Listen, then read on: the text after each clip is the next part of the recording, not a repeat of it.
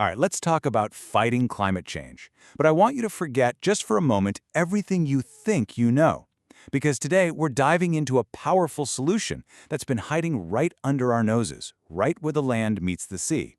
We're talking about coastal blue carbon. And folks, it might just be the secret weapon we've been looking for.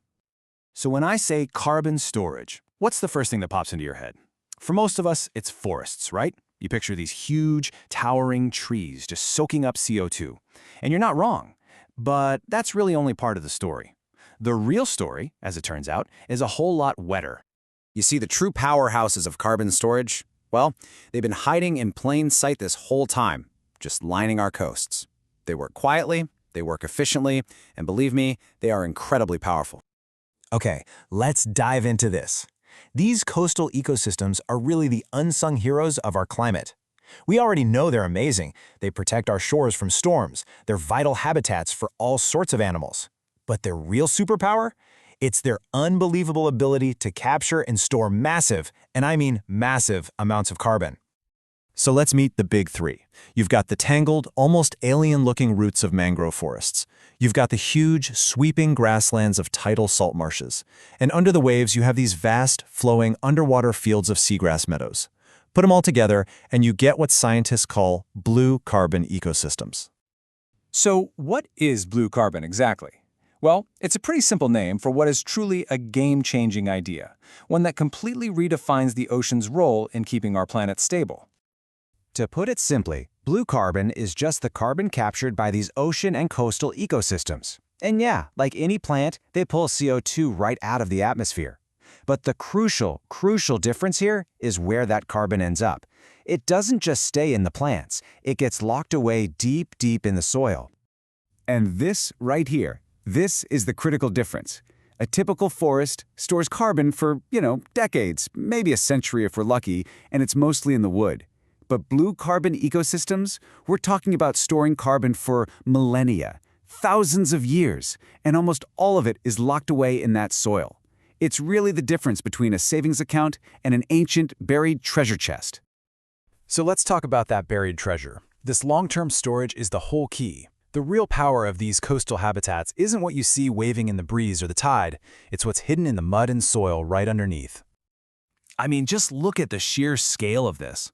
Once you factor in all that carbon just sitting in the soil, a single hectare of mangrove forest can hold way more carbon than even a dense tropical rainforest. It's not even close, honestly.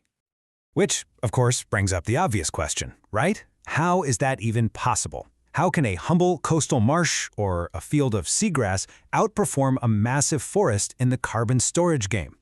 Well, the secret is the soil itself. It's wet, it's muddy, and there's almost no oxygen in it. Think about it. In a forest, when a tree or a leaf dies, microbes use oxygen to break it down, which releases carbon back into the air. But here, in this low-oxygen mud, that whole process of decomposition just grinds to a halt. So instead of rotting away, dead plants just build up, layer after layer after layer, locking their carbon away for good. And when I say for good, I mean it. This number really puts it all into perspective. Scientists have pulled up soil samples from these ecosystems that contain carbon-rich plants that are over 6,000 years old. It's like a physical timeline of captured carbon, stretching back through human history. So how do we actually know all of this? Well, it's not just a guess. There's a really rigorous science behind counting up all this hidden carbon, and it definitely involves getting your hands and your feet very, very dirty. Yeah. This is not work you can do from a comfy office. It is a tough, muddy job that has scientists wading through tangled mangrove roots and diving into seagrass meadows just to physically measure the carbon that's being stored there. And the process is incredibly methodical. First, they have to map the entire ecosystem. Then, they lay out these specific sampling plots, almost like investigators at a crime scene, to get a really clear picture. And then finally, they collect the evidence, the soil, the plants, all of it, and they bring it back to the lab for analysis. But the most critical part of this whole operation is collecting these deep soil cores. Scientists literally drive these long tubes deep into the ground to pull out a perfect cylinder of soil. And each core is like a history book, Different layers show the carbon that's been buried and stored over hundreds, sometimes thousands of years. Okay, so we've established that these ecosystems are incredible climate allies. But here's the turn. There's a huge problem. These hidden heroes, they are in serious, serious trouble. And that is not an exaggeration. They are, and I'm quoting here, some of the most threatened ecosystems on Earth. Why? Because they exist exactly where we love to live, right along the coasts. So they are at extreme risk from development, from pollution, from all sorts of human activity. So here's the crucial point. This is the big takeaway. When we protect these places, they are a powerful carbon sink. They suck CO2 out of the atmosphere. They protect our shores, they support our fisheries. But when we destroy them, when we drain a salt marsh or clear a mangrove forest, we completely reverse the process. That ancient locked-away carbon gets exposed to oxygen for the first time in millennia, and the ecosystem transforms from a carbon sink into a massive carbon source, releasing thousands of years of stored carbon right back into the atmosphere. And the scale of this destruction, it's just staggering. Globally, we are losing up to 980,000 hectares of these critical ecosystems. Let that number sink in for a second. Nearly 1 million hectares. Gone. Every single year.